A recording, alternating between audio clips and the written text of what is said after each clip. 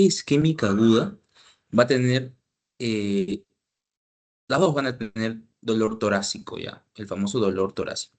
Por ese dolor torácico, en estos temas se va a ver como las famosas anginas, ¿ya? Torácico, torácico. ¿Ya? Algunos dicen torácico, bueno, también lo mismo, ¿ya? En estos temas se va a llamar angina, ¿ya? Angina. Angina estable es para la que es crónica y angina inestable es para la que es aguda, ¿ya? Esa es la inestable.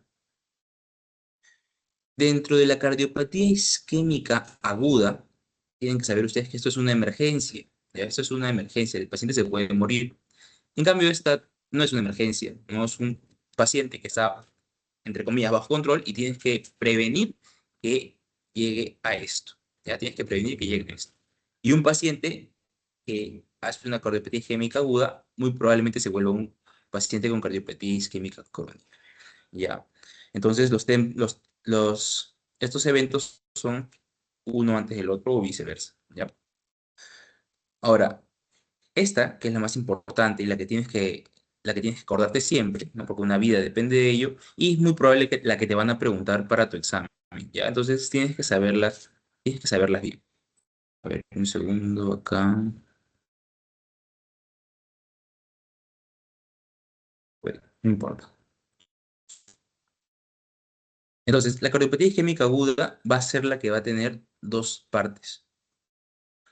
Va a tener la que es con elevación del segmento ST y sin elevación del segmento ST. Esta, obviamente, es la más peligrosa y es la que tienes que tú valorar de inmediato. Ya tienes que valorar de inmediato y darle tratamiento de inmediato. Esta de aquí puede esperar, pero muy probablemente evolucione a esta y tengas que igual tratarlo. Ya. Igual tiene estos sus parámetros ecocardiográficos que lo vamos a ver en un ratito. Ya, pero chicos, un ratito ya, un ratito.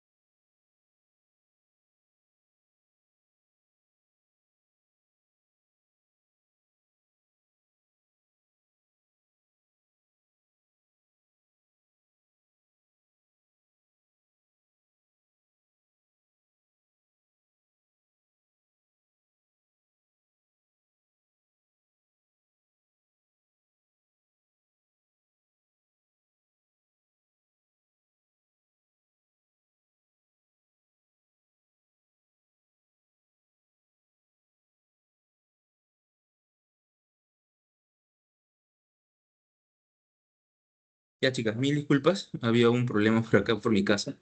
La delincuencia y eso, ¿no? Perdón. Ya, entonces estos son los más importantes. La cardiopatía isquémica aguda que tiene elevación del segmento ST. Ya, entonces estas son las más importantes y son las que tienes que acordar. Vamos a ver cómo se va a manejar. Hay varias estrategias. Dentro de las principales tienes la terapia de reperfusión, ¿no? Donde vas a usar lo que son los fibrinolíticos. Y tienes uno que es un procedimiento invasivo, ya que es la ICP. ¿No? Ahí vamos a ver, ¿no? La perfusión coronaria, ¿no? Intervención de perfusión coronaria. Ya, entonces, ahora, antes de esto, quiero que vean los siguientes términos, pues, ¿no? Como les mencionaba, tienes la cardiopatía isquémica aguda, tienes el síndrome coronario agudo, tienes lo que es el síndrome coronario, cardiopatía isquémica aguda, síndrome coronario agudo y lo que es el infarto agudo de miocardio. De todas estas chicas, esta de aquí es la más grande. ¿Ya? Cardiopatía isquémica aguda es el término más grande que va a englobar las demás. Entonces, ¿qué significa la cardiopatía isquémica aguda? Es el déficit de oxígeno o perfusión en el tejido cardíaco, o sea, en el miocardio. ¿Ya? Hay poco oxígeno, lo que genera obviamente, ¿qué cosa? Una isquemia. ¿Ya? Y esta isquemia puede ocurrir por diferentes causas, ¿ya? Por diferentes causas.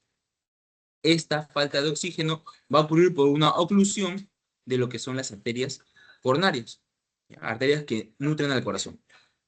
El síndrome coronario agudo son las manifestaciones clínicas, ¿ya? Las manifestaciones clínicas. ¿Y cuál es la principal manifestación clínica de un síndrome coronario agudo? El dolor torácico, ¿no? O la angina, como quieras ver, ¿ya? Las manifestaciones clínicas. Ahora mira, eso es un síndrome, ¿no? Tú sabes que un síndrome es un conjunto de signos y síntomas, ¿ya? Entonces pueden significar múltiples cosas. O sea, no necesariamente va a ser causada por algo específico, no pueden haber diferentes causas, ¿ya? Una de las causas más frecuentes de síndrome coronario agudo es el infarto agudo de miocardio, ¿ya? Infarto agudo de miocardio, que es justamente lo que vamos a estudiar porque es la más frecuente. Las demás son vasoespasmos de las arterias, etcétera, etcétera, ¿no? Pero al fin de cuentas, todo va a repercutir en esto, en que se va a ocluir una arteria que irriga el corazón y va a haber poco flujo de oxígeno, por lo tanto, una isquemia. ¿Ya? Entonces, acuérdense, ¿ya? Cardiopatía isquémica aguda es la terminología más grande, es la oclusión de las arterias del corazón, lo que lleva a un déficit de oxígeno, lo que lleva a una isquemia y posterior necrosis. El síndrome coronario agudo son las manifestaciones clínicas, ¿ya? Las manifestaciones clínicas. Y el infarto agudo de miocardio es la causa más frecuente de un síndrome coronario agudo, ¿ya? Entonces, esto más o menos para que tengan una idea. Y ahora sí vamos a ver lo que es la clase como tal. Un segundo.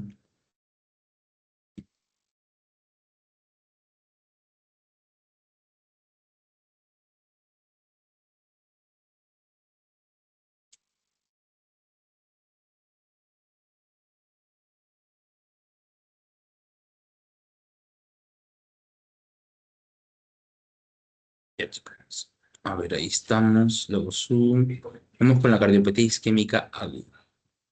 Entonces, acá están los términos que les mencionaba, ¿ya? Conceptos y definiciones. Y mira, acá está lo que te he puesto.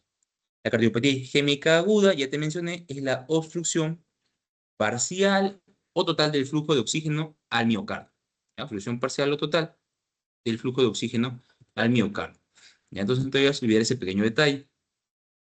¿Ya? Acá, la característica, ¿no? Lo típico de lo que es el cuadro agudo es que ocurre de manera súbita.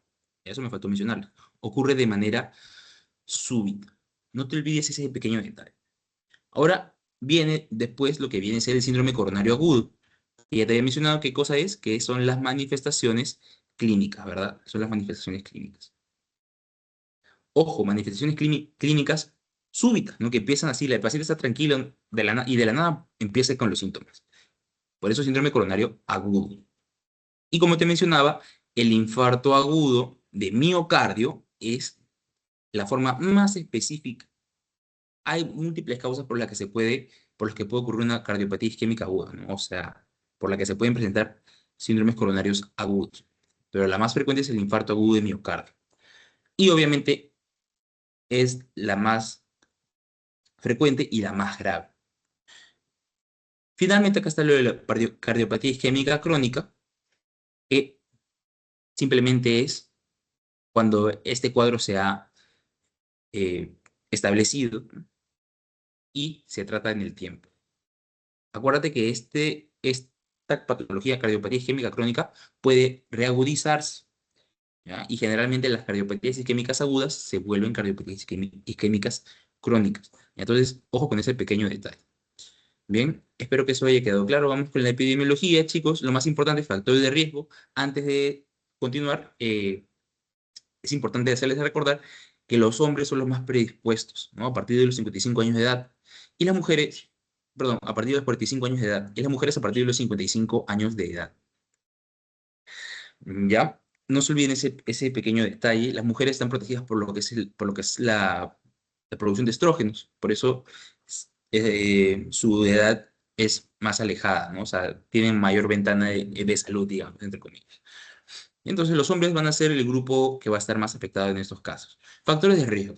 Hay muchos factores de riesgos. Ustedes, es lógico, ¿no? Si te preguntan por eso, lo vas a poder marcar tranquilamente. Lo que sí tienes que acordarte por un tema de tecnicismo es el tabaquismo, obviamente, ¿no? Paciente fumador te van a decir que fuma 1000 cigarros o 10 cigarros al día. Entonces, ojo ahí, ya tienes un factor de riesgo. La hipertensión arterial, evidentemente, también va a conllevar a un infarto agudo de miocardio. Pacientes con diabetes, ¿ya? Eso es bastante frecuente en pacientes diabéticos y obviamente las dislipidemias, ¿ya?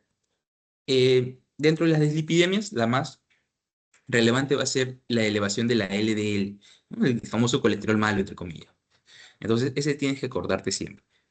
Con respecto a la fisiopatología, chicas, acá vamos a tener la formación de la placa aterosclerótica, que va a ser, como les menciono, la principal causa.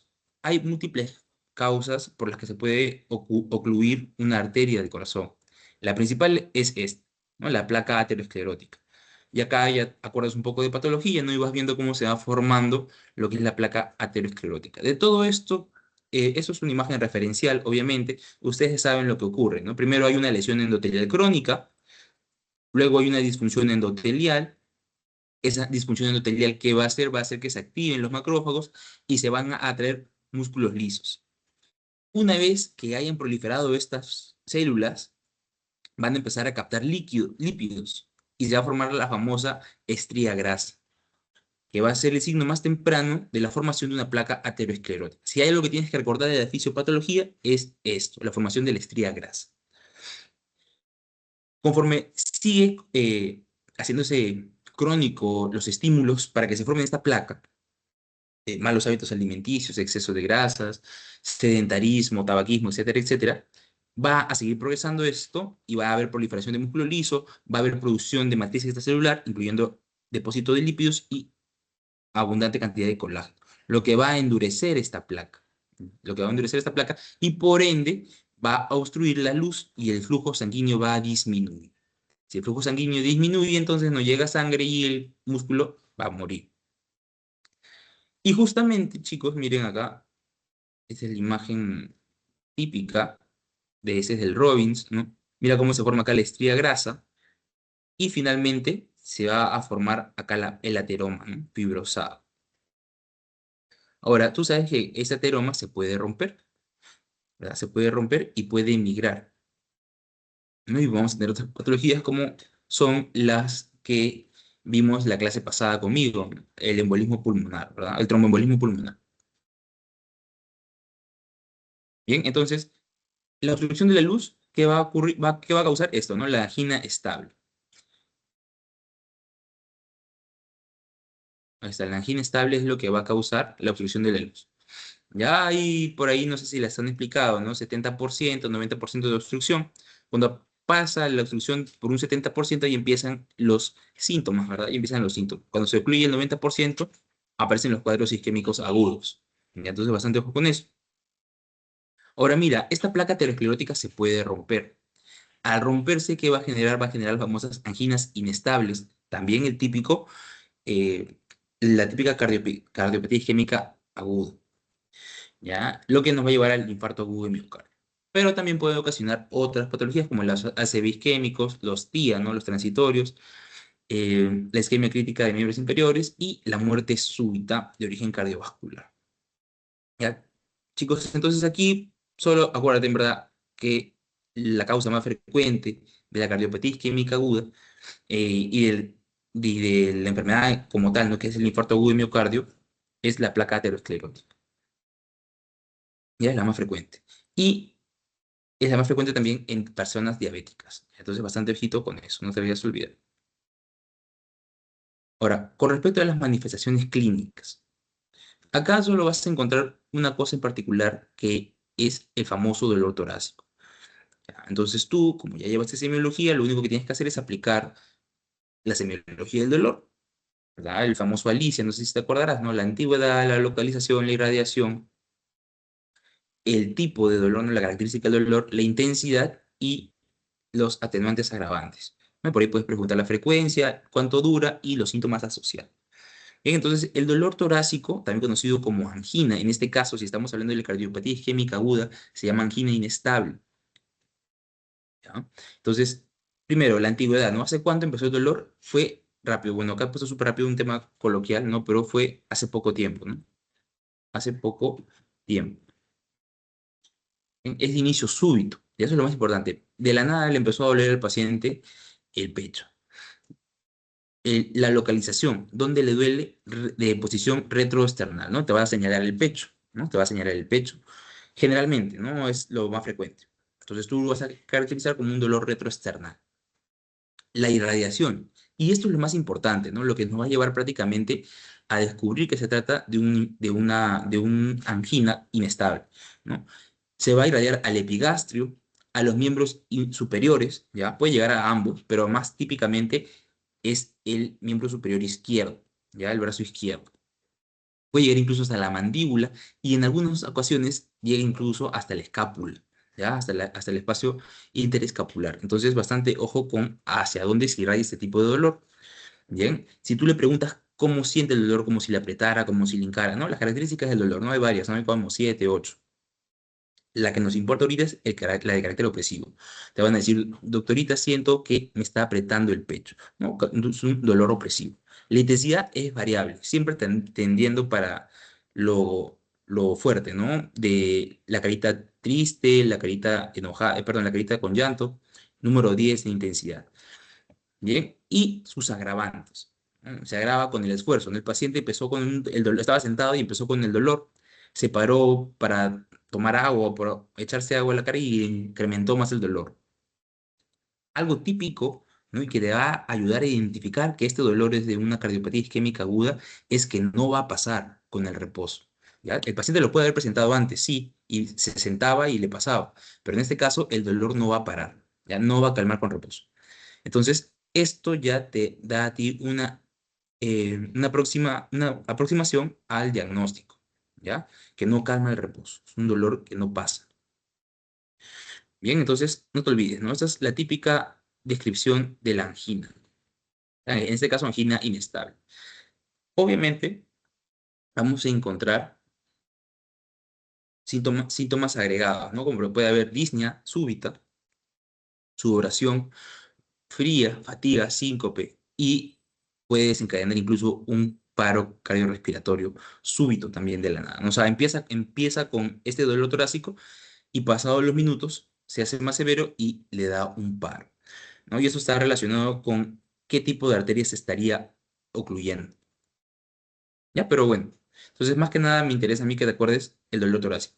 Típico, ¿ah? Típico. Entonces, el paciente va a llegar con este tipo de dolor. Tú lo que vas a hacer es evaluarlo rápidamente. Tú ves esto y de frente lo vas a trabajar como si fuera una emergencia. Entonces pasamos a lo que es el diagnóstico, ¿ya? El primer paso ante la sospecha de un infarto agudo de miocardio es pedirle un EKG. Es lo primero que tienes que hacer, pedirle un EKG. El primer paso siempre es pedirle un EKG. Siempre y cuando tú sospeches de un infarto agudo de miocardio, ¿no? Un síndrome coronario agudo o una cardiopatía isquémica aguda. Tú vas a pedirle tu EKG, ¿no? ¿Para qué? Para poder clasificar. Bien, pero antes de esto, chicos, hay algo importante que son los tipos de infarto de miocardio. Según lo que hemos estado viendo, o lo que les han enseñado a ustedes, es que hay 5 tipos. ¿Cuál es el que estamos estudiando ahorita? El infarto agudo de miocardio de tipo 1. De tipo 1. ¿Por qué? Porque este está ocasionado por la ruptura de la placa aterosclerótica inestable que puede causar una trombosis coronaria. Ya que puede causar una trombosis coronaria. Ahora mira, yo te hablé hace un ratito de estas placas ateroscleróticas. Estas placas ateroscleróticas generalmente se forman en los miembros inferiores, pero también se van a formar a nivel del corazón, en arterias o arteriolas un poco grandes. Cuando esta placa se rompe, este coágulo va a ir avanzando a través de la sangre y va a llegar a las arterias más de menor calibre. Y ahí es donde va a ocurrir la obstrucción y se va a desencadenar toda la sintomatología. ¿Correcto? Entonces, por eso es lo que te estoy mencionando acá. El infarto agudo de miocardio de tipo 1 es el que está causado por la ruptura de la placa aterosclerótica. Bien, y en tu clase te ponen unos criterios para que tú puedas determinar que se trata de un infarto agudo de miocardio de tipo 1. Y acá está, es el aumento o la caída de las troponinas, al menos un valor por encima del percentil 99. ¿Ya? Entonces, si en tus opciones ves percentil 99, bueno, lee bien esa opción porque probablemente sea la respuesta. ¿Ya? Entonces, bastante ojo con eso. Ahora, obviamente, ese es el principal criterio, ¿no? Que las troponinas estén elevadas o muy disminuidas.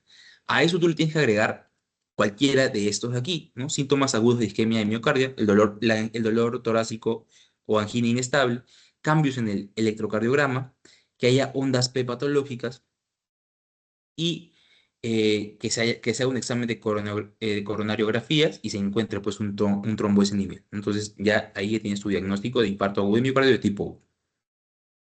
Bien, pero hay otros, ¿no? Tienes el infarto de miocardio de tipo 2, ya en este caso es exactamente lo mismo, no va a presentar la misma clínica y todo, pero en este caso no está relacionado a un trombo o una placa aterosclerótica. Ya puede ocurrir por taquiarritmas, vasoespasmos, ¿no? Pacientes que toman droga, por ejemplo, y las arterias coronarias hacen vasoespasmos, no se vasoconstriñen y la sangre no pasa y va a desencadenar lo mismo, ¿ya? Entonces, esta es la de tipo 2. La de tipo 3 es el paciente que muere súbitamente, ¿no? Está en su casa, empezó con con la angina inestable y hizo un paro cardiorrespiratorio y murió, ¿no? En la descripción de la muerte van a poner que se sospecha de una muerte eh, por infarto agudo de miocardio de tipo 3. ¿Ya? Luego tienes la de 4 y la de 5. La de 4 está asociada a angioplastía intraluminal, o sea, el procedimiento de reperfusión de las arterias coronarias. Y la última también asociada a lo mismo, ¿no? A la revascularización coronaria. ¿Ya? Entonces, estos son los cuatro tipos de infarto de miocardio. ¿Cuáles son los que te tienes que acordar? El uno, obviamente, que es el que estamos estudiando ahorita. El de tipo 2 es lo mismo que el uno, solo que no está relacionado a las placas ateroscleróticas. Y el tipo 3 que es la muerte súbita, ¿ya? Con historia de cómo murió, o sea, te van a decir, ¿no? Pasó todo esto y murió. Entonces, tú vas a pensar en un infarto agudo de miocardio de tipo 3. Bien, entonces volviendo al tema, ¿no? La solicitud del EKG tiene que hacerse en un máximo de 10 minutos de retraso. O sea, viene el paciente con con esta clínica y tú lo primero que tienes que hacer es pedir el EKG y tratar de sacar los 10 próximos minutos. O sea, tiene que ser súper rápido de tu accionar. ¿Y qué vas a encontrar o qué esperas encontrar en el EKG en un paciente con esta clínica? Vas a encontrar tres cosas, vas a esperar encontrar tres cosas principales, ¿no? Alteraciones en la onda T, alteraciones en el segmento ST y alteraciones en la onda. Bien, las alteraciones en la onda T están asociadas a qué? Asociados a la isquemia. Cualquier alteración o variación que tú veas a nivel de la onda T es una isquemia. Entonces el paciente sí, efectivamente está con un infarto agudo de miocardio o una cardiopatía isquémica aguda. Bien, las alteraciones del segmento ST me representan ya que esta isquemia está generando daño como tal, no está empezando a dañar el corazón del paciente. Y finalmente la alteración de las ondas Q, que este sí ya te indica que el tejido miocárdico ha muerto, ¿no? Ya no recibe oxígeno y muere.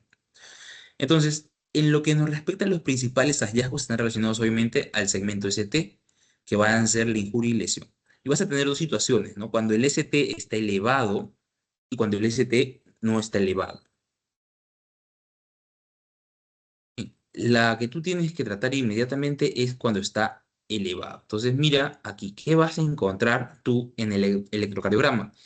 Elevación del segmento ST en estas derivaciones, ¿no? B2, B3. Y bueno, acá varían el tamaño de lo que se eleva, ¿no? Dicen de 2 a 1,5 milímetros, en algunos te dicen más de 1 milímetro.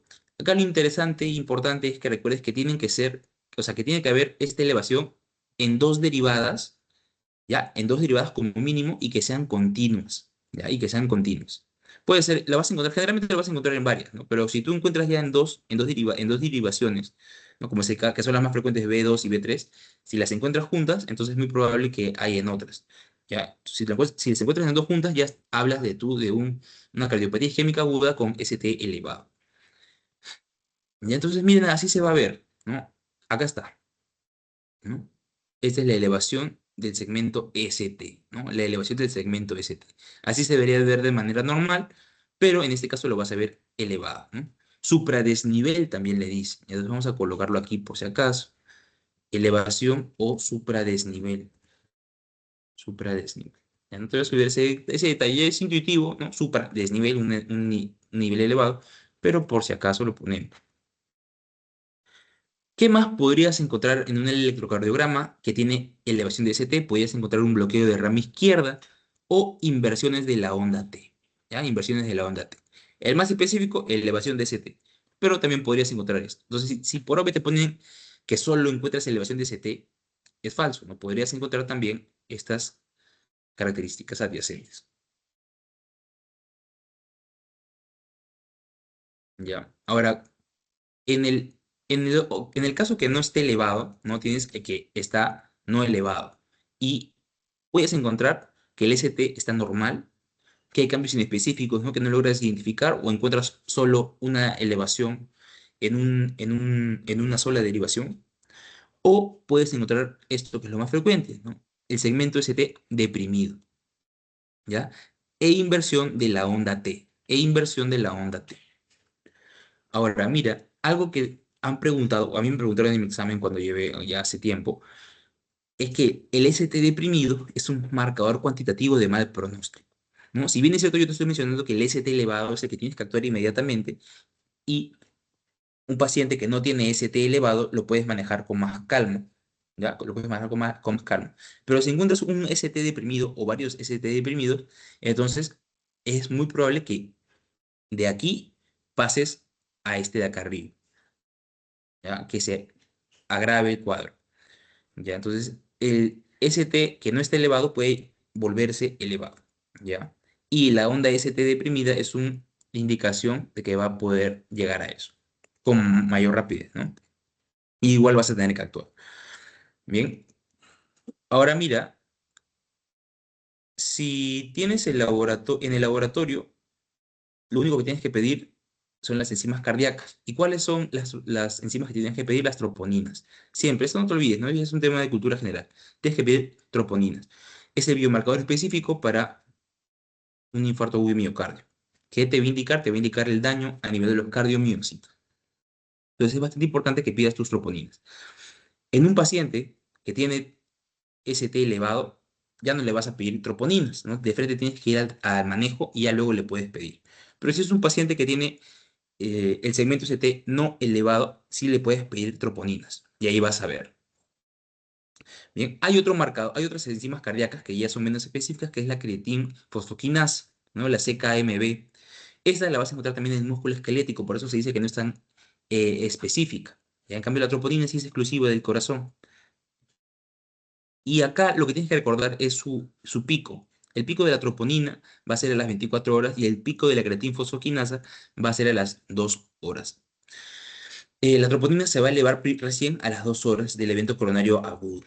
Y entonces bastante ojo con eso. Ya si el paciente te llega con los síntomas y todo, y solo ha pasado una hora desde que empezaron los síntomas, no vas a encontrar troponina, ¿no?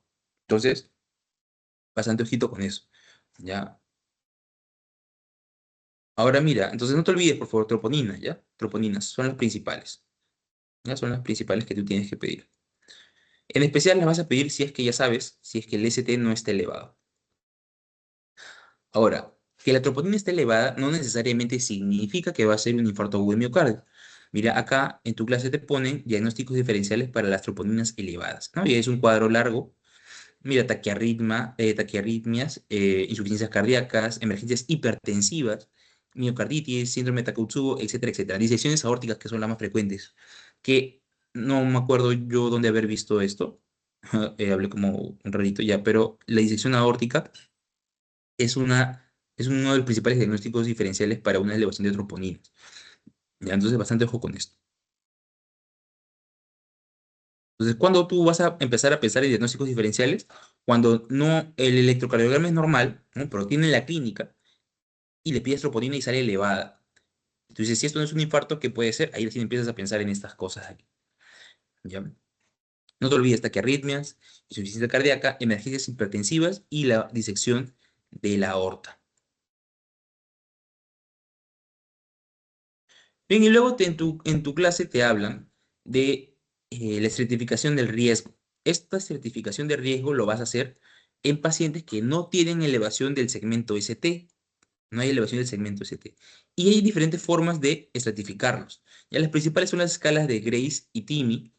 Luego tienes la realización de un ecocardiograma y las enzimas cardíacas positivas que ya de por sí te están alertando que podría tratarse de eso.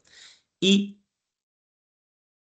también se va a clasificar, o perdón, estadificar cuando se trate de una cardiopatía coronaria crónica.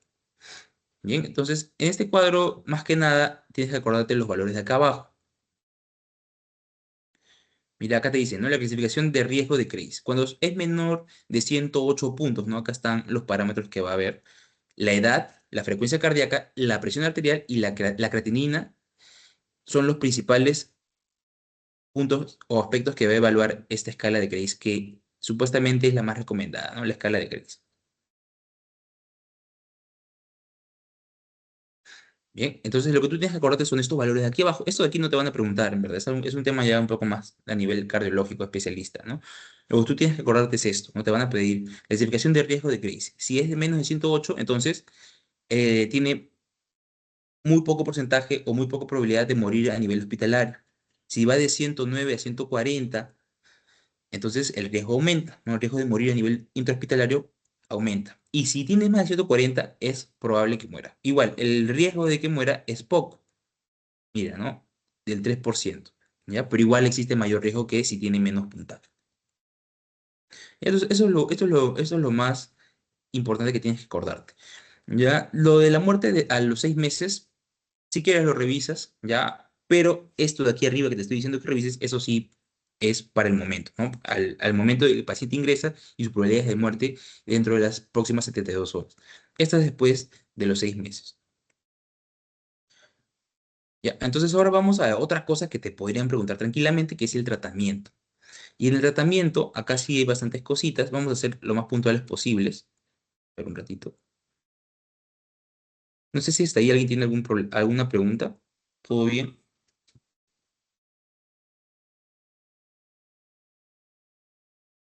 ¿Sí? Ya bueno, yo les creo. Ya, entonces vamos a continuar. Vamos con el tratamiento, ¿ya? Solo para recordar, miren el resumen. A lo mejor esto lo vemos al final para que ya vayan con todo más claro. Manejo inicial de todo paciente donde se sospeche una cardiopatía isquémica aguda. Vas a darle oxígeno, vas a dar nitratos y le vas a dar morfina si el dolor es muy intenso. Bien, el oxígeno se lo vas a dar de 4 a 8 litros por minuto si es que está desaturando menos del 90%. ¿Ya? Entonces, esto va a depender de la saturación de oxígeno. Y obviamente vas a empezar a pensar en oxígeno si es que el paciente viene acompañado de la disnea. ¿No te acuerdas que te mencioné acá los síntomas asociados? ¿No? Acá está, mira. La disnea súbita, diaforesis, fatiga, síncope y paro cardiorrespiratorio. Bien, entonces si el paciente viene con la típica angina inestable y además viene con disnea, entonces una de las partes del manejo inicial va a ser ponerle oxígeno. Luego, los nitratos, ¿no? Sublinguales o intravenosos o endovenosos. Para poder administrar esto, tienes que ver que la presión arterial sistólica sea menor a 90. No le vas a dar nitratos a un paciente que está chocado, pues, ¿no? Entonces, bastante ojo con eso. Ya, si te dan todos los datos, ¿no? Y te ponen presión arterial que está baja, no puedes pensar en una opción que te hablen de nitratos. Ya, luego tienes la morfina para manejo de dolor, también intravenoso de 3 a 5 miligramos. Bien, entonces ahora con respecto a la terapia de reperfusión es lo principal que se va a tener que hacer. Tú tienes que acordarte de estas tres situaciones. Bien, cuando el paciente tiene elevación de CT, tiene clínica y tiene menos de 2 horas desde que inició la clínica. Menos de 2 horas desde que inició la clínica. Cuando tiene más de 12 horas y cuando tiene más de 48 horas. De todas estas, es muy probable que te pregunten por la que tiene menos de 12 horas. Ya nadie se espera tanto para ver, es un dolor así que empieza súbitamente y que siente que lo está matando.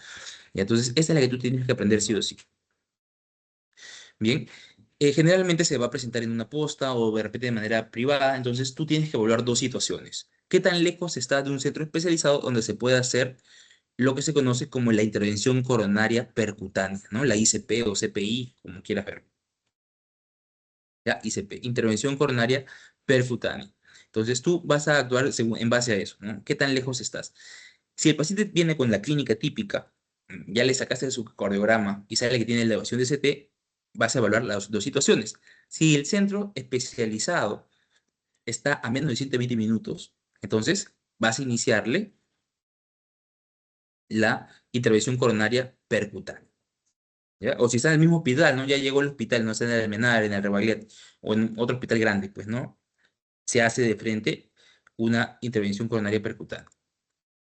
Ahora, si el paciente está lejos, ¿no? Está lejos a más de 2 horas de un lugar especializado para que se le pueda hacer la intervención, entonces lo primero que tienes que hacer es iniciar la fibrinolisis, ¿ya? O también se le conoce como trombolisis. Entonces mira acá, eso es lo que tú le vas a dar al paciente si es que está lejos de un centro especializado donde se le pueda hacer la intervención cutánea, eh, perdón, la intervención coronaria percutánea. ¿Ya? Le vas a dar estreptoquinasa, es la primera alternativa, es lo que sea, lo que hay, ¿no? 1.500.000 unidades internacionales endovenoso disuelto en 100 mililitros o 100 centímetros cúbicos de cloruro de sodio o de dextrosa al 5%. Esa es tu primera alternativa, es lo más frecuente de lo que vas a encontrar a la mano cuando estés en el hospital. Entonces, estreptoquinasa. Y le inicias, ¿no? Y lo mandas a transportarse pues hasta el centro especializado. La segunda opción, que ya es un poco más efectiva, es el alteplasa. Bien, acá le vas a dar en bolo 15 miligramos endovenosos y luego le vas a dar a la media hora 0,75 miligramos por kilo de peso y a los 60 minutos le vas a dar 50 miligramos por kilo de peso. Recuerda que la dosis máxima va a ser de 100 miligramos. Ya, 100 miligramos. Ahora, para poderle dar la trombolisis o la fibrinolisis, esos fármacos, tienes que ver el siguiente cuadro, ¿no? Las contraindicaciones. ¿Cuándo le vas a dar y cuándo no le vas a dar? ¿Ya? Estas son las contraindicaciones absolutas. La más importante y la que más se encuentra es cuando hay un ACV hemorrágico previo. Ya, si tiene esto, no le puedes iniciar fibrinolítico. Ya tienes que buscarse la manera de hacerle la intervención coronaria percutánea. ¿Ya? O si tiene antecedente de ACV isquémico en los últimos 3 meses, si tiene alguna neoplasia maligna, si ha tenido algún trauma, alguna cirugía o un traumatismo encefalocraniano en las 3 semanas previas, si ha salido sangrado o algún tipo de hemorragia, o si se sospecha de disección de aorta. Bien, en las relativas, bueno, tienes todas estas de aquí. Dentro de las principales tienes que ya el paciente está anticoagulado, tienes que el paciente ha tenido una TIA, ¿no? Una isquemia transitoria en los 6 meses previos a su ataque, si está embarazada de una semana o puérpera también de una semana, si ha tenido resucitación hace menos de 3 meses, si tiene una hipertensión no controlada, si hay enfermedad hepática, si hay úlcera péptica activa, eso también, bastante ojo, ¿ya? Y si ha tenido la más frecuente, esta es la que debería estar primero, ¿no? Esta es la más importante, ya que haya tenido ya una trombolisis previa con estreptoquinasa en los últimos 3 meses, ¿ya? Entonces, bastante ojo con las contraindicaciones, ¿no? Te ponen paciente tenido ACV hemorrágico, tu opción no va a ser darle trombolisis, ¿no? Tienes que ver la manera de hacer el ICP, ¿no? La intervención coronaria percutánea.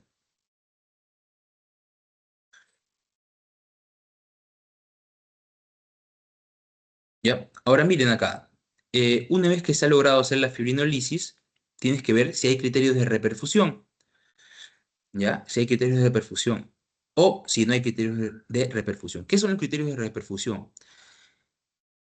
Esos criterios me indican que mi fibrinolítico terapia o mi trombolisis ha funcionado adecuadamente. Ya, ha funcionado adecuadamente. ¿Cuáles son estos criterios de reproducción? Entonces vamos a verlos. Acá están. Ya, el dolor del paciente ya desapareció. Eso es un buen indicador. La elevación del ST sigue elevada, pero va disminuyendo. O ha disminuido, ¿no? Te hemos quedado que sube hasta 2 milímetros o 1,5 milímetros. En este caso, vas viendo que va disminuyendo su tamaño. Ya encuentras los niveles séricos de creatín, de CPKMB en normales, em, no hay presencia de arritmias y, bueno, pues si es que es corroborado con una angiografía, ¿no? Y entonces, si esos criterios hay, entonces, después de haberle aplicado la fibrinolisis, tienes que iniciar, ¿no? Tienes que hacer la intervención coronaria percutánea entre las 2 a 24 horas. Lo importante de todo esto es que como ya lo fibrinilizaste, ya está estable. Entonces, la intervención coronaria percutánea va a ser a las 2 a 24 horas. No debe pasar las 24 horas después de haber iniciado los fibrinolíticos. ¿Ya? Obviamente, si cumple los criterios de reperfusión. Ya te mencioné, los criterios de reperfusión me van a indicar que que al paciente le hizo bien el tratamiento fibrinolítico, ¿no? O trombolítico. Bien, ahora, si no hay criterios de reperfusión, o sea, si ninguno de los que te he mencionado hace un ratito está presente, entonces tienes que ver la manera de hacerle la intervención coronaria percutánea de manera urgente. Entonces, este que está en verde, por favor, te lo tienes que aprender de memoria, ¿ya? Está en tu clase, está en la última guía, lo tienes que revisar. Ahí tómale captura de pantalla si quieres, no sé. Igual ahí les voy a mandar el video, ¿no? Ahora vamos a la segunda, ¿no? Cuando hay una elevación del ST, pero la clínica viene más ya de 2 horas. En este caso, tienes que iniciar terapia con antiagregantes plaquetarios y los anticoagulantes. Y también, pues, no parte de la prevención secundaria. Y para este caso, el paciente va a estar, entre comillas, estable. Entonces, después de iniciar los fármacos antiagregantes y anticoagulantes, tienes que considerar hacer la intervención coronaria percutánea dentro de las 12 a 48 horas siguientes. Ahora, si el paciente, a pesar de haberle dado antiagregantes anticoagulantes, sigue con los síntomas o empieza a empeorar, tienes que iniciar de manera inmediata la intervención coronaria percutánea. Bien, sí, sí saben la diferencia entre antiagregantes y anticoagulantes, ¿no? Los antiagregantes plaquetarios inhiben la agregación plaquetaria, ¿no? Antiagregantes plaquetarios, y el anticoagulante está relacionado con los factores de coagulación, ¿no? Impide la formación del coágulo, impide la formación de la fibrina. Entonces, estas son las principales estrategias para evitar que se sigan formando coágulos. Bien, acuérdense que tanto la agregación plaquetaria como la formación de coágulos forman parte de la hemostasia, ¿no? Entonces, estos son fármacos antihemostáticos. Pero bueno, ya eso no tiene nada que ver. Y vamos con el último caso, que es cuando el paciente ya viene con una clínica de más de 48 horas.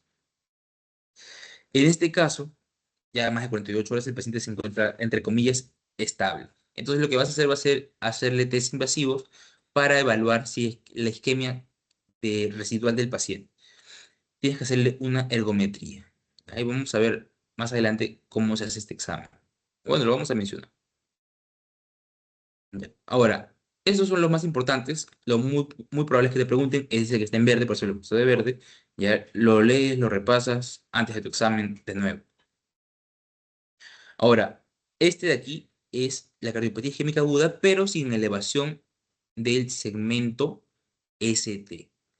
Aquí, ¿qué le vas a dar? Le vas a dar anticoagulantes y antiagregantes plaquetarios. ¿Ya? Anticoagulantes y antiagregantes plaquetarios.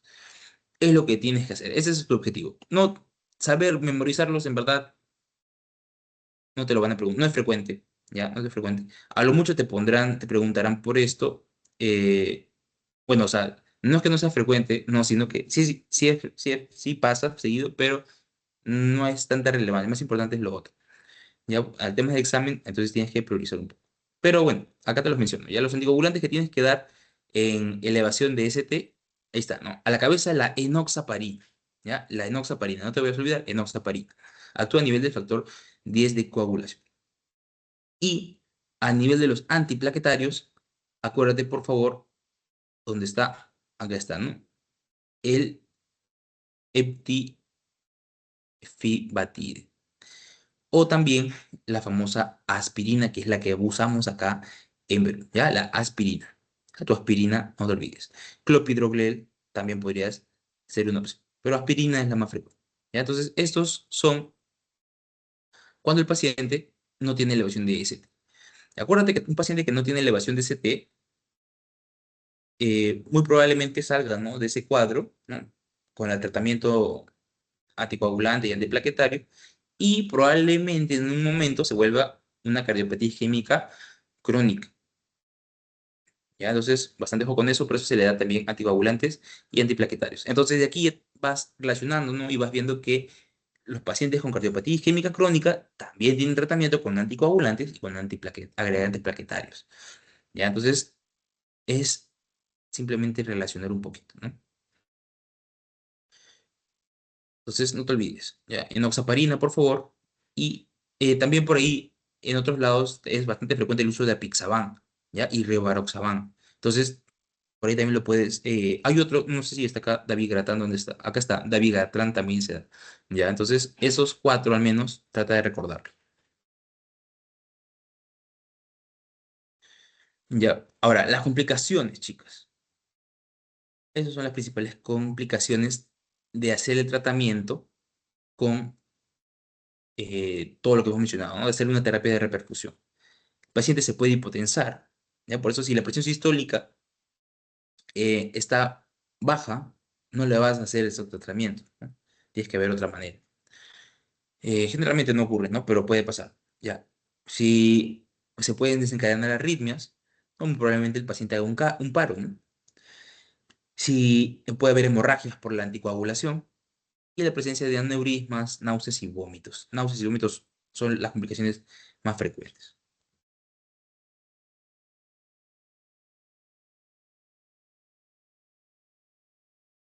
Bien, entonces, esa es la terapia de reperfusión, ¿no? El manejo antes de hacerle la intervención coronaria percutánea.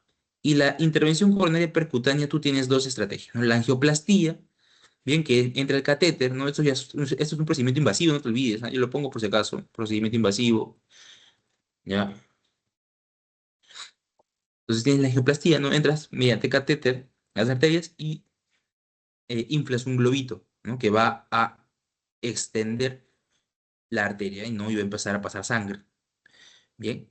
Y la otra es la colocación del stent, ¿no? Acá ya entras con una malla, ¿no? Una malla de diferentes materiales, lo sueltas y el stent abre la arteria, ¿no? Abre la arteria ocluida. ¿Ya? La más frecuente y la más recomendada ahora es la angioplastía, ¿ya? Es la que se suele hacer. Bien, y acá está lo que te mencionaba, ¿no? Esta terapia anticoagulante y la terapia antiagregante son para los pacientes que no tienen elevación de ST, ¿ya? Y con esto, de alguna u otra manera, se busca llegar a una cardiopatía isquémica aguda. ¿Ya? Aspirina y clopidogrel, como también he mencionado, la enoxaparina, ¿ya? Como terapia anticoagulante, ¿ya? Bueno, chicas, ¿alguien tiene alguna pregunta? ¿Alguna duda? Si no, para, a ver, una pausa, ya. Vamos a hacer una pausa de unos 5 minutos y luego terminamos con cardiopatía isquémica crónica, que ya es un poco más corto. Sí, ahí vi una pregunta, sí. Ah, ¿Qué sí, tal? José, tenía una duda sobre lo que habías dicho de con la elevación de ST con clínica menor a 12 horas, esa es la más importante, ¿no? Lo que Sí, tenemos sí, que recordar. esa es la que tienes que saber para tu examen de memoria. Estoy seguro que te van a preguntar eso. Es Y súper más o importante. menos, ¿cómo viene la pregunta? O sea, ¿cómo para Ah, más o menos? te van a poner acá, pues, ¿no? Te van a poner la clínica, ¿no? Paciente llega, te van a poner esto de aquí, mira, el dolor torácico que se irradia. Te van a poner que se irradia, que es retrosternal, que se irradia a la mandíbula, al cuello, al miembro superior izquierdo. ¿Ya? También te pueden poner que tiene disnea. ¿Ya? Y te van a poner que le hacen un electrocardiograma y que tiene una elevación de ST. Entonces, te van a poner, ¿no?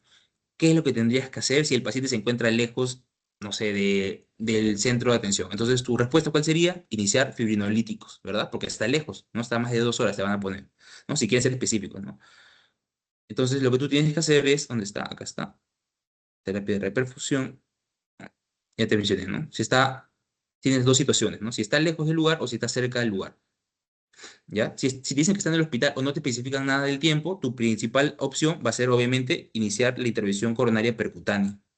¿Ya? Pero si en la pregunta te especifican que está lejos, ¿ya? Entonces tú tienes que iniciar fibrinolíticos, ¿ya? Fibrinolíticos. Y luego transportarlo, ¿bien? Y acá tienes ya, bueno, la fibrinolisis va a hacer efecto y ya tú vas a evaluar luego hacerle de nuevo la intervención coronaria percutánea. ¿Ya? Si la respuesta no está en intervención coronaria percutánea, te pueden poner angioplastía, pues, ¿no? Que es, es la más usada, ¿no? La angioplastía coronaria. ¿Ya? Entonces, ese también podría ser. No voy a hacer que te agarren por ahí por sinónimos. ¿Ya? Entonces, sí se entendió la idea, ¿no? Te van a poner la clínica típica. Lo importante, chicos, de esto es que ustedes sepan identificar al menos un infarto. El dolor típico, ¿no? De pecho, lo voy a repetir de nuevo para que te quede grabado en tu cerebro, en el cerebro de todos, ¿no? Dolor opresivo, retroesternal, que aparece de manera súbita y que se irradia al miembro superior izquierdo, al cuello, puede llegar hasta incluso al espacio interescapular. ¿Ya? Dolor típico. Viene el paciente con eso. Y ahí incluso le puedes asociar la disnea, ¿no? Si viene con disnea ya, bueno, está un poco cantado por ahí que es un infarto, ¿no? Entonces, ¿qué vas a hacer? Pides tu EKG. En el EKG, ¿qué estás esperando encontrar? Una elevación de ST. Si hay elevación de ST, de frente tienes que actuar. ¿Ya? Fibrinolisis si está lejos, o si estás en el hospital, ahí mismo iniciar la intervención coronaria percutada. Bien, ahora, si no hay elevación de ST, ¿qué tienes que hacer? Tienes que, ahí sí le puedes pedir troponinas, ¿no? Le puedes pedir troponinas, ¿ya? Y bueno, eso más que nada. ¿Se entendió un poco la idea? Sí, Edgar. Ah, sí, entendible, entendible. O sea, si el dolor sí raya el brazo izquierdo o la mandíbula es infarto, ¿no? Infarto, pero Es muy probable, sí. claro, Ahí tú tienes que claro. pedir tu Y EKG de frente. ok, ya, ya, Entonces, entendible. primer paso para paciente con clínica bueno, con sospecha de infarto de miocardio, pedir tu EKG. Ya no te olvides eso, ¿ah? Te van a poner el procedimiento. Es probable, también es una pregunta sencilla. Ya no pueden equivocarse en las cosas fáciles. Ya, y bueno, chicos, más que nada, espero que hayan más o menos comprendido la idea, saber identificarlo. Ya, un clásico. Infarto agudo de miocardio, no se olviden, es lo más frecuente. Si te van a poner si antecedentes de diabetes, antecedentes de tabaquismo, ya te están diciendo que es un infarto agudo de miocardio, ¿ya? Entonces, no se olviden eso. Ya, listo. Ah, ya, y bueno, no está de más recordárselos, no está de más recordárselos, pero, ¿dónde está los, acá le puse esto, ya, chicos? No se olviden con qué fármacos haces la trombolisis, ¿no? Streptokinasa o Alteplas. Y la contraindicación absoluta que siempre ponen es la del ACV hemorrágico que ha tenido previo, ¿ya? Si tiene eso, no le puedes dar fibrinolíticos. Tienes que iniciar intervención cutánea de frente, ¿ya? O, o ir anticoagulándolo, pero no agresivamente. No le vas a dar un bolo a un paciente que tenía un ACV hemorrágico previo, ¿ya? Tienes que ir progresivamente. ¿Ya? Entonces, no se olviden, al menos este de aquí.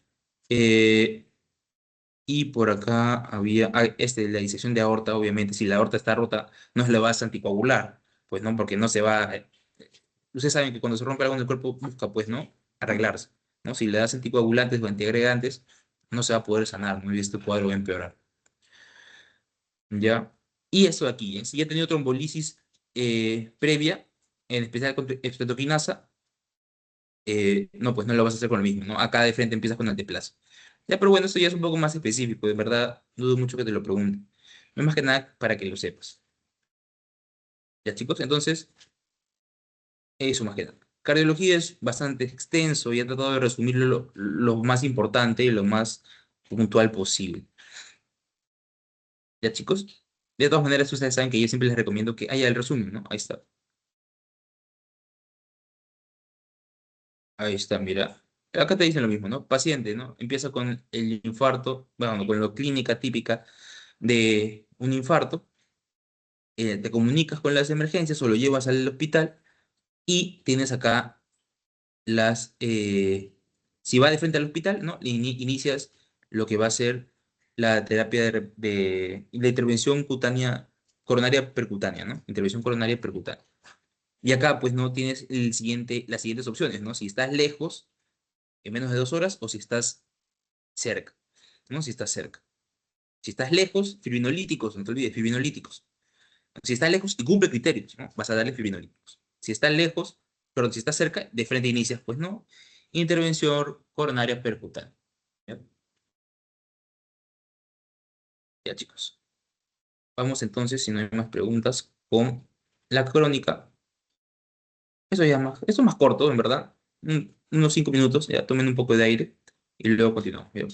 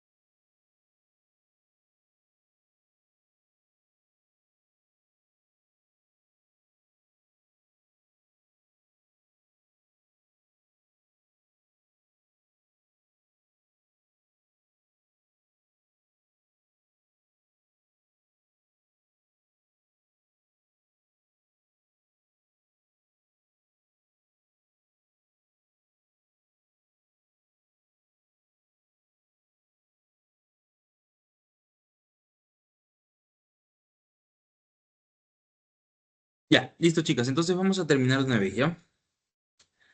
Vamos con la cardiopatía isquémica crónica. Ahora, ya les había mencionado, ¿no? Cardiopatía isquémica crónica se refiere a la famosa angina estable.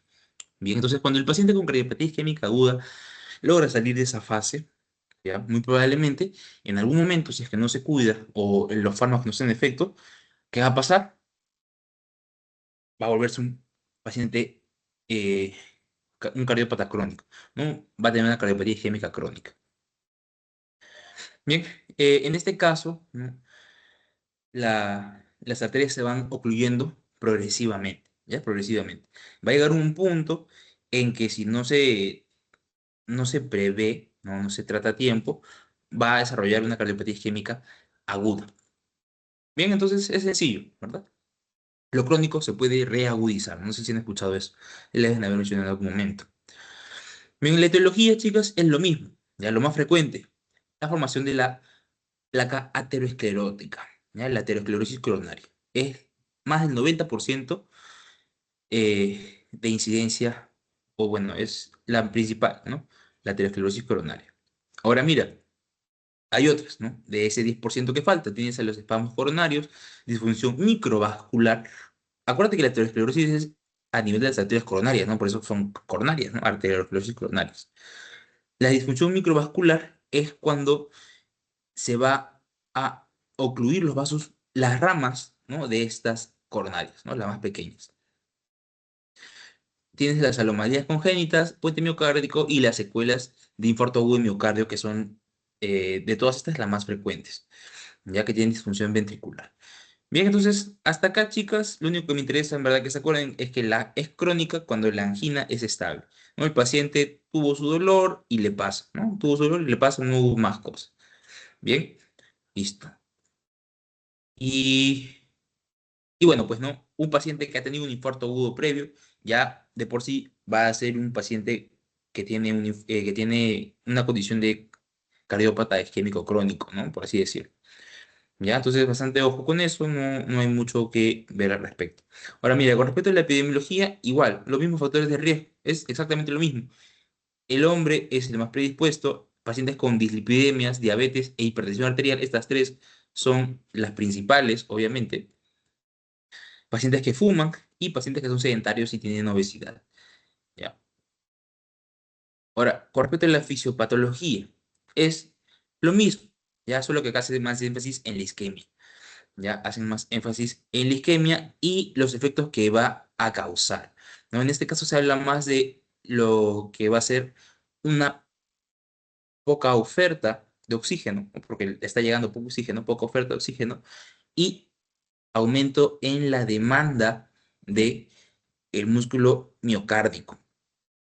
Bien, y acá está todo lo que va a ocurrir, ¿no? Sobrecarga de sodio, sobrecarga, perdón, de sodio, de calcio. No acuérdate que el calcio es importante para la contracción ventricular. Si hay una sobrecarga, significa que el músculo requiere contraerse. O sea, ahí está la demanda, ¿no? Exceso de demanda con poca oferta de oxígeno, ¿ya? Va a haber disfunciones eléctricas, ¿no? Las arritmias, disfunciones mecánicas y, bueno, acá está lo que te mencionaba del aporte y la demanda de oxígeno. Todo esto va a llevarse a cabo por culpa de la isquemia, por culpa de la oclusión de las arterias que perfunden el corazón. Ahora, hay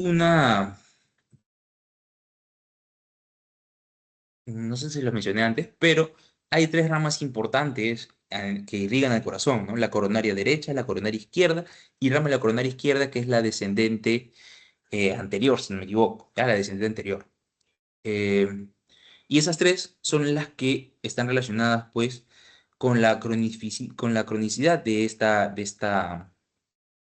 perdón, son las que se ocluyen principalmente, ¿ya? Las que son más agresivas y desencadenan muerte súbita son la oclusión de la coronaria derecha, ¿ya? Porque está cerca del nodo sinusal. Entonces, si está cerca del nodo sinusal y el nodo sinusal no recibe irrigación, ¿qué va a pasar? Va a dejar de latir el corazón y se produce lo que es el paro, ¿no? El paro cardíaco. Ya, entonces no se olviden eso. Bien, entonces, chicos, más de lo mismo. Si te preguntan por fisiopatología de cualquiera de los dos, es lo mismo. Es exactamente lo mismo. No se compliquen, no pierdan tiempo revisándolo, porque es básicamente lo mismo, ¿ya? Solo que, bueno, no es exactamente lo mismo, ¿no? Solo que en la aguda hay una oclusión total, ¿ya? Una oclusión total de la arteria coronaria o de las ramas de la arteria coronaria, y en la crónica está por ocluirse, ¿no? O se está ocluyendo, ¿ya? Listo. Ahora, acá viene lo principal y lo que te va a ayudar a diferenciarlo de la cardiopatía isquémica aguda. Es el dolor torácico, ¿ya? El dolor torácico, pero que se le conoce también como la famosa angina estable. Bien, entonces, semiológicamente, ¿no? El famoso Alicia es muy similar al isquémico. Lo que tú tienes que recordar es lo siguiente, que ese dolor va a tener un desencadenante. ¿Ya? El paciente se ha esforzado mucho y va a desencadenar eso, probablemente. Puede ser ocasionado por estrés. Esas son las dos principales. ¿Ya? Entonces, bastante ojo con las preguntas. ¿Ah? No voy a ser que te confundas una cardiopatía isquémica crónica o un infarto agudo de miocardio con una cardiopatía isquémica crónica. Si te dicen que el dolor le ha pasado solo o que ha tenido exactamente un desencadenante, ¿ya? Entonces ahí piénsalo un ratito, ¿no? Piensa un ratito. Y ahora sí, para determinar sí o sí que se trata de una crónica, está acá, ¿no? El dolor cede con el reposo. El dolor cede con el reposo o con nitratos, ¿no? O con picaret o con nitratos. Bien, entonces eso es lo que te va a ayudar a diferenciar. Si el dolor pasa, entonces es un problema que se trata de una cardiopatía isquémica crónica, ¿ya? O que no haya una oclusión total, pues, de las arterias coronarias, ¿ya? Pero si no pasa, entonces es una cardiopatía isquémica aguda, ya es una cardiopatía isquémica aguda, ¿ya? Entonces, ojito, ya, ojito con eso, ¿ya? Entonces, es la angina estable, o también le dicen angina típica, ¿no? Angina típica. Pero para que sea una angina típica tiene que cumplir esos criterios que te digo, pues, ¿no? Tiene que cumplir la irradiación, ¿no? La irradiación que aparece con un desencadenante como tal, que es el esfuerzo o el estrés, y que cede, ¿no? Cede con el reposo o con los nitratos sublinguales, ¿ya? Si no tiene esas tres condiciones, entonces no es una angina típica o estable. Si tiene las tres, es una angina típica o estable. Si no, no. Bien, si solo tiene una, ¿no? Si solo tiene una, entonces eh, el dolor no necesariamente, ya no se le dice angina, ¿no? Ya no se le dice angina, se le dice dolor torácico. Sí, solo dolor torácico. Se le va a decir angina cuando tenga todo esto de aquí, por eso te lo he puesto al final, o angina estable, ¿ya? Igual con lo mismo con el cardiopatía isquémica aguda, ¿ya? Listo. Entonces, para que sea angina típica o angina estable, tiene que tener un desencadenante, ¿ya? Tiene que tener, bueno, toda la clínica característica, ¿no? Es la irradiación, la opresión y todo eso, y que tiene que ceder, ¿no? Tiene que ceder al reposo o con los nitratos. Bien, y bueno, tiene otros equivalentes anginosos, ¿no? Ya vimos que del agudo los equivalentes anginosos son la disnea, ¿no? La disnea, los síncopes. En este caso está más relacionado a lo que es la fatiga, ¿ya? A lo que es la fatiga. También puede tener síncopes, pero ya es menos frecuente, ¿no? Ya, entonces, ojo con esto. Si hay algo que tienes que recordar es esto, porque te van a preguntar, te quieren poder confundir, no sé cómo estarán ahorita preguntando eh, en Medicina 2, ¿ya? Eh, pero bueno, de repente se ponen malos, ¿no? La doctora, sí, no sé si diría la doctora como jefa de curso, pero esa doctora se fue un poco exigente, al menos con nosotros. Entonces supongo que si sigue, va a ser más exigente todavía ahora que tienen que prepararse para más exámenes, ¿no? Entonces, a darle nomás. Ya, y bueno, vamos con el diagnóstico. Acá ya vamos, es más sencillo, ¿ya? No te olvides la clasificación. La más importante es la de la Asociación Canadiense. Tienes cuatro tipos de la angina, ¿no? Una, dos y tres y cuatro. La angina de tipo uno que solo se aparece con el ejercicio intenso y de larga duración. La de tipo 2 cuando es una angina al hacer un esfuerzo moderado, ya subir varios pisos.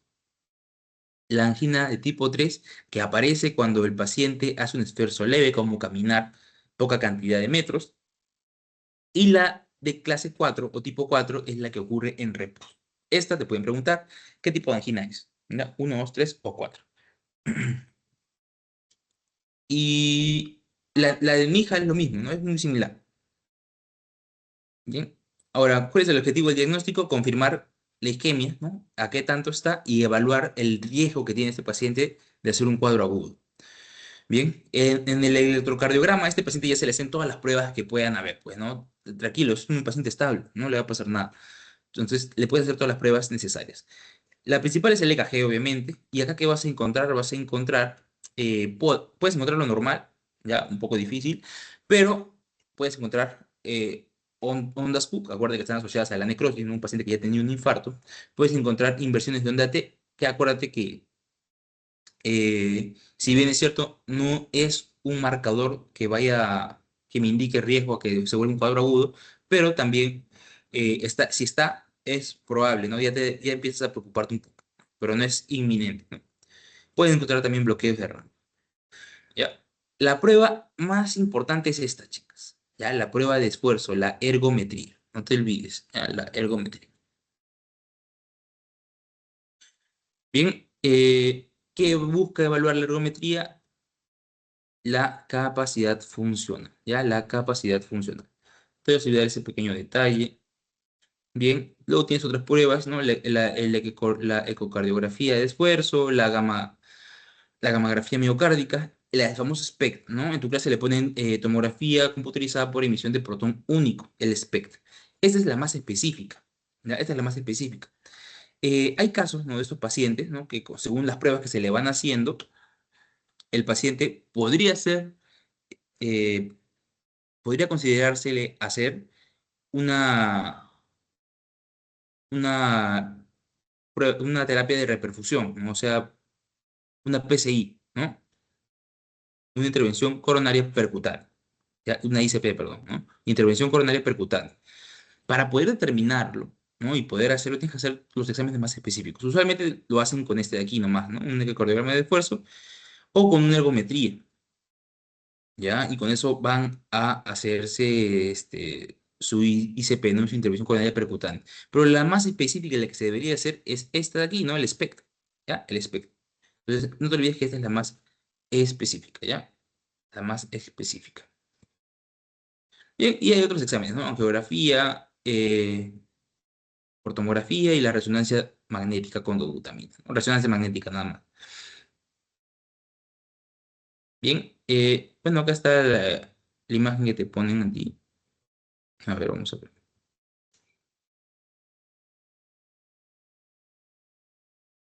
Y ahí está, ¿no? Las pruebas que ese es el ecocardiograma de esfuerzo, ¿no? El ecocardiograma de eso, el electrocardiograma de esfuerzo, ¿no? Y bueno, tienes otros métodos. El más el gold estándar es este de aquí, la coronariografía, ¿no? Que es un método de cateterismo, es el gold estándar, ¿ya? Si por AVE te preguntan, que te pueden preguntar, ¿ah? No creo que lo pregunten, pero te pueden preguntar, porque es el gold estándar. Los gold estándar siempre tienen que aprendérselos, ¿ya? De todas las enfermedades que han visto hasta ahora, apréndense los gold estándar. Ya, por ejemplo, el gold estándar para infarto de miocardio son las troponinas, pues, ¿no? Las troponinas. Pero el primer examen que le vas a hacer es el electrocardiograma, ¿verdad? Ya. Ahora, el paciente, según las pruebas, según estas pruebas de estrés, ¿no? Que va a hacer el paciente, ya, si sale con riesgo de volverse un cuadro agudo, entonces se recomienda hacer este de aquí, ¿no? El cateterismo, ¿no? Se recomienda hacer el cateterismo. Ahora, con respecto al manejo, chicos, es como ya les había mencionado, similar al que es, al que no tiene elevación de ST, ¿no? Al que no tiene elevación de ST. Bien, obviamente dentro de los principales que tienes, mejorar la calidad de vida, prevenir los eventos cardiovasculares. Ya tienes acá las medidas preventivas: dejar de fumar, ejercicio regular, control de peso, dietas y controlar sus comorbilidades. Las más importantes: diabetes, hipertensión y las dislipidemias, especialmente el exceso de LDL. Ya, y luego tienes, ahora sí, la terapia farmacológica.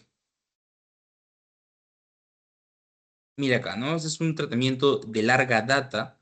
Le vas a dar estos fármacos, son los que te tienes que aprender, las dosis principalmente. Ya, perdón, las dosis no es tan relevante, los nombres, perdón, ya, los nombres. Clopidogrel, Rivaroxaban son los principales que te tienes que acordar. Ya, son antitrombóticos, ¿no? Entonces, ojo con esto, podrían preguntarte, quizá, no lo sé. Yo no he visto preguntas de esto, pero bueno, nunca saben. Bien, y ahora, en cuanto a la terapia farmacológica, tiene sus objetivos, ¿no? Prevenir los eventos y el manejo sintomático. El manejo sintomático. ¿Cuál es, para prevenir los eventos futuros más importante? La aspirina, chicos, ¿ya? O el ácido acetilsalicílico, ¿no? La aspirina es la más importante. Se ha comprobado, pues, que reduce significativamente los riesgos a una futura, a un futuro infarto, ¿ya? Entonces, esa es la más importante.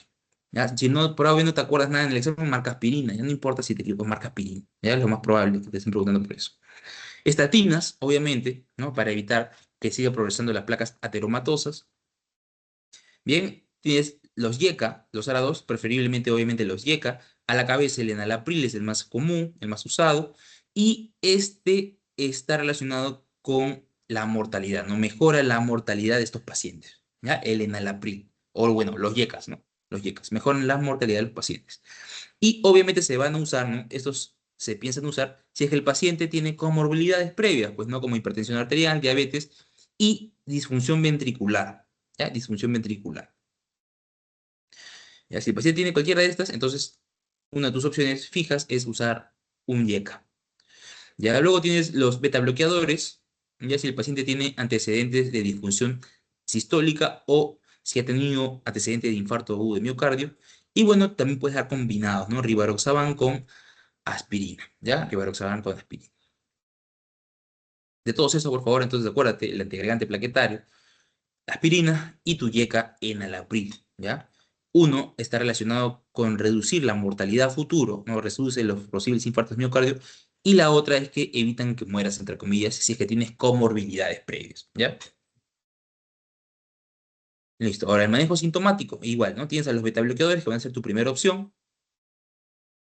tienes a los calcioantagonistas, los nitratos, calcioantagonistas van a ser secundarios a los betabloqueadores, ¿ya? Los nitratos, la ivabradina y la... Esa de aquí no te van a preguntar, bueno, sí podrían preguntarte, ya la angina, cuando es angina refractaria, ¿no? La angina estable que persiste, ¿no? Persiste, está ahí latente y el paciente sí ya vive con eso, ¿no? Le puedes dar ranolacina o trimetazidina. Entonces, de aquí, manejo sintomático, acuérdate solo primera línea, los betabloqueadores, no te van a preguntar paciente sintomático o paciente con cardiopatía isquémica crónica, que para manejo de los síntomas, ¿cuál es la primera opción? Betabloqueadores. ¿Ah? Betabloqueadores. Betabloqueadores. Paciente no tolera betabloqueadores, calcio antagonistas. ¿Ya? Verapamilo a la cabeza. Bien. Ahora mira, ahora mira. Como te mencioné, estos pacientes pueden ser candidatos a ¿qué? A revascularización. O sea, a realizar una intervención coronaria percutada. Bien, ¿cuándo le vas a realizar la revascularización? Si el paciente, a pesar de tener su tratamiento constante y cumplir con el tratamiento, sigue teniendo síntomas, ¿no? Sigue teniendo anginas recurrentes, ¿no? Que lo asustan, se hacen obviamente mucho más seguidas. El paciente empieza a presentar dificultades para respirar, ¿ya? O las anginas se empiezan a aparecer en reposo, ¿ya? Entonces, esto es una indicación para poder hacer revascularización.